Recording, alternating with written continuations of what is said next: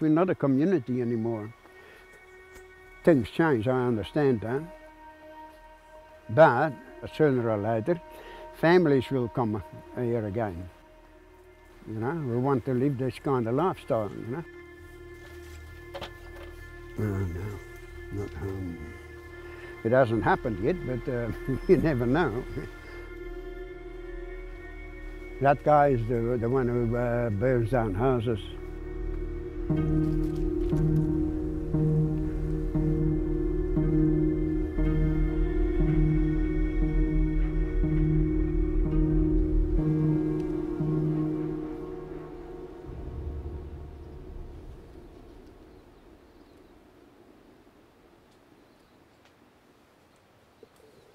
That's, as far as you can see, that's Mahana, everything. You know, right up to the top there, that's all Mahana.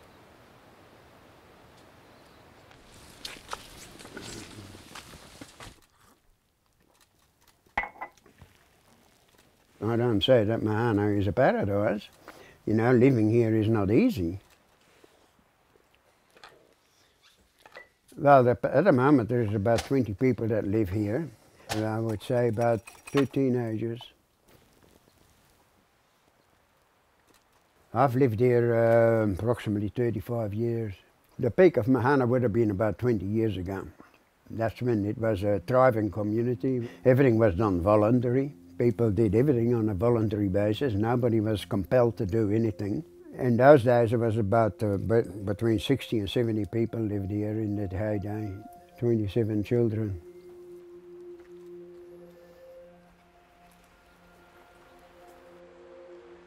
Well, that car belonged to a guy who used to live in that house. And when he left the car behind because it's broken down, you know. Mahana started, it was a festival in the 1970s, in Nambassa Festival. People put forward that all problems in the world are caused by the ownership of land. So the Mahana people that were there, that took part in that festival, got enthused by that, and they decided to form a company to buy a block of land and set the land free, so that it was not owned by anybody, and anybody could come and live here.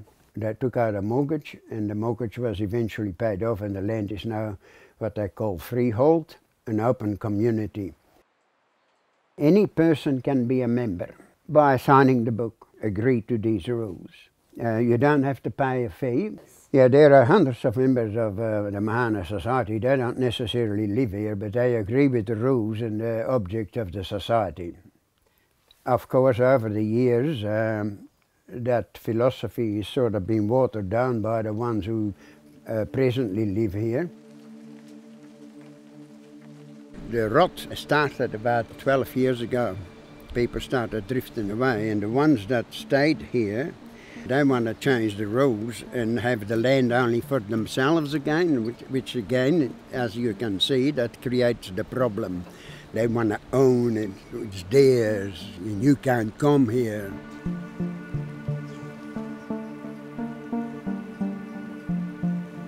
This was a perfectly livable house, and a lady with 2 children and her father, they wanted to move in here. In order to prevent her from moving in here, they did this to that house, because they want the land for themselves. It's actually dangerous now, you know. But the people who did this, they use all sorts of excuses. They use the excuse that this house was a health hazard. Anyone who did this lived more than a kilometre away from here. A health hazard to whom? This used to be a house where we stored the honey. There's a concrete slab there, that used to be the kitchen. He burned it down, but he started a fire underneath it and then walked away. But you can see the trees are burned. He doesn't want anybody new to come to Mahana, so he burns it down.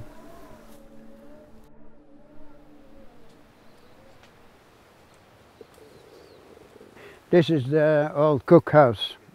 That's where we used to have our communal meals and with the kids and everything. It's a bit neglected at the moment, but it's still in use, you know. The cookhouse used to be the soul of Mahana. There was always people in the cookhouse. There was always a pot of tea on the stove, and there was always a cook. You didn't have to cook. It was not compulsory. It was voluntary.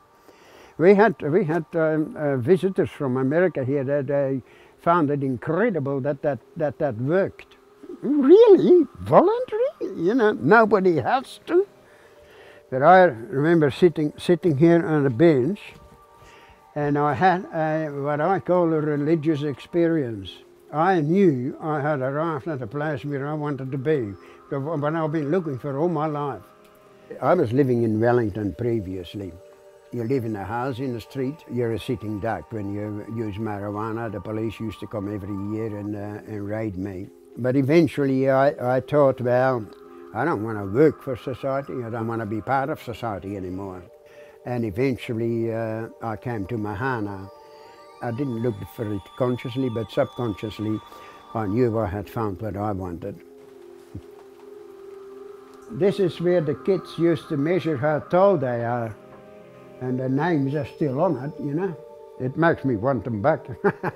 You know, I'd love to have a whole lot of kids here again.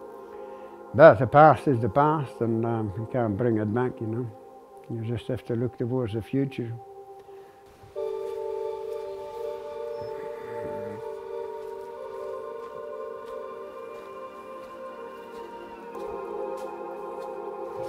You can say this was ready for somebody to move in here with a family, and it didn't happen.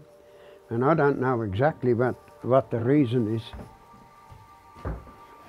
Somebody must have tried to break a window. It wasn't like that last time I was here. Oh, no, no, no, no, no, no. See what this is? Somebody's been drying their dope in here. They smoke it themselves, but they also make money of it.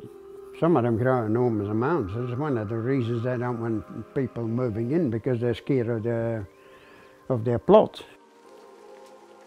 What deteriorated it even further is when the kids grew older. The kids themselves didn't want to live at Mahana anymore because they were enticed by the toys of the modern world. After a long time we were hoping that we would get an influx of new ones, but that hasn't happened. And now they're trying to prevent it, which is even worse.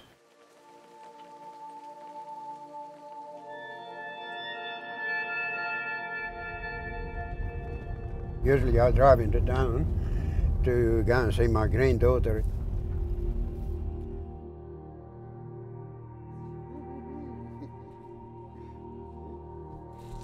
Come here. Come on. Where's Brody? Where's Superman? Oh no, Batman. My name's Rose Dudson, originally Rose Moses, and I'm Arthur's granddaughter. And I did grow up in Mahana. It was interesting. It was good. I think you learn like a value for people and like relationships with people. I think it's really sad with the residents. I think there's a lot of angst and hate, and I'm not a part of it. It's not my life. I chose to live here in my own little world. It's my grandfather, and he's old, and hopefully he's going to move in here one day soon.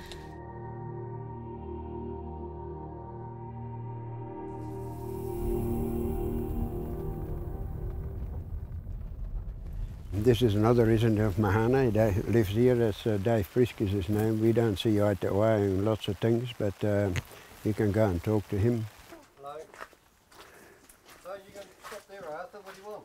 These guys are doing a documentary about Mahana. I wonder if you want to talk to them and tell them what you think about Mahana. Yeah, okay, without you present. Yeah? Yeah, okay. Is that all right? Okay, yeah. My name's David Prisk.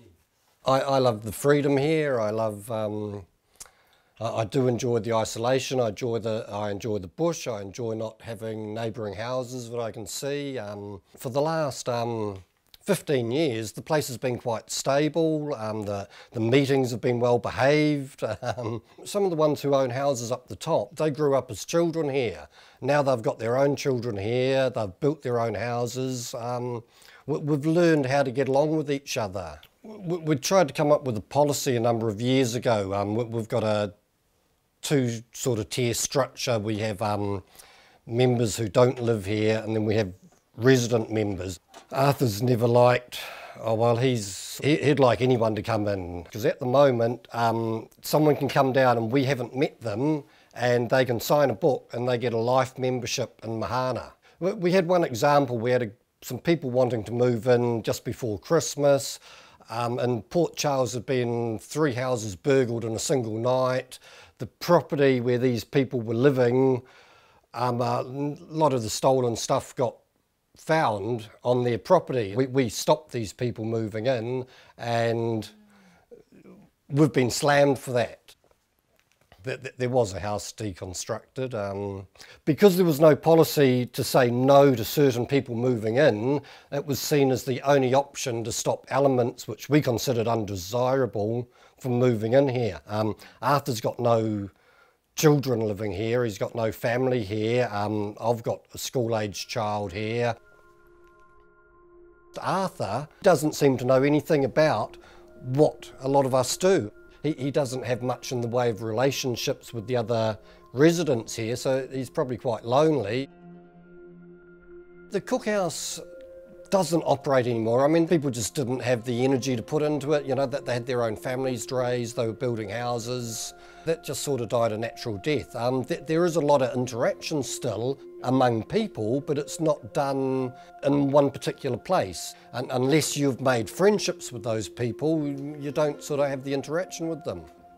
Arthur probably does miss that. He hasn't really established relationships with a lot of us. You know, we don't want him around our families.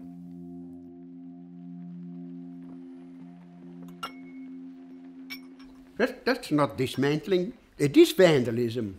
Dismantling is done systematically. You take the roof down first. They're just saying that. That's not an excuse at all. They have no right to demolish a house that belongs to Mahana. That's not a community.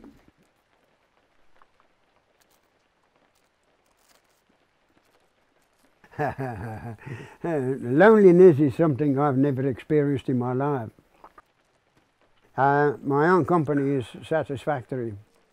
A real lonely person is lonely in a crowd. I don't need anybody.